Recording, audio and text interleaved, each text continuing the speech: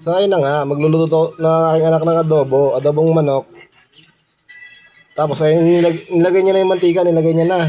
Ayan, tapos ayun, umikot ako dyan, tapos pinakita ko yung manok na lulutuin. Hop, ayan ang dato puti, dato puti. At kumukulo na po yung mantika at sabi ko sa kanya, ilagay niya ang kanyang bawang at sibuyas. So nag-iisip pa siya kung mainit na. Ay maniwala sa akin at ayun na nga.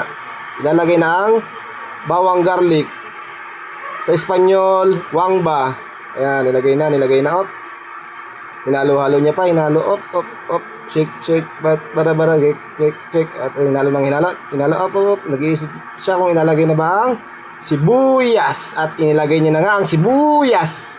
At ang sama ng mukha. Kala mo, ano? Op, ayun na. Hinalo niya ulit, op. Hinalo, op. Ayun na. Nag-iisip na siya kung ilalagay niya na ang manok. Hinahalo niya ang bawang at shake, bara, shake, hinalo at ayun na nga, ilalagay na ang manok. At binuhat niya, op. Inisa-isa pa, ginawa niya, op. Sinandok, at ayan na nga, sinandok niya na yung leeg at ang back na manok. At ayun na nga, ang sama mo nakasimangot. Kamukha ni Tintin, pag nakasimangot, ayun na nga, op. Parang si Tintin talaga.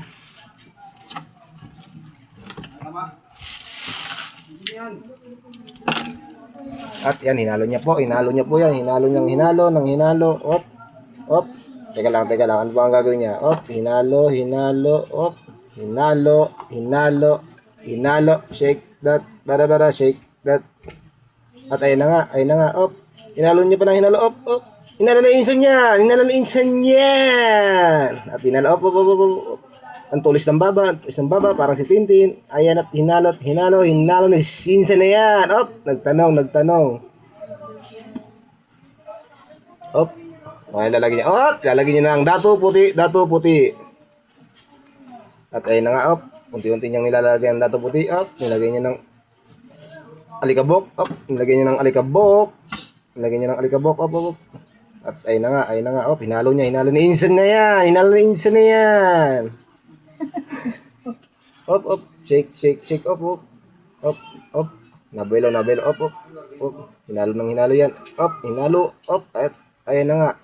Nagpaganda pa. Ano yan, ang itim? At ayun na nga, inabutan ng kanyang ama ng iba pang English. At sumayaw at niisa na yan. At yan na po, tinakpan niya na po at tapos na po ang kanyang pagluluto ng adobong manok.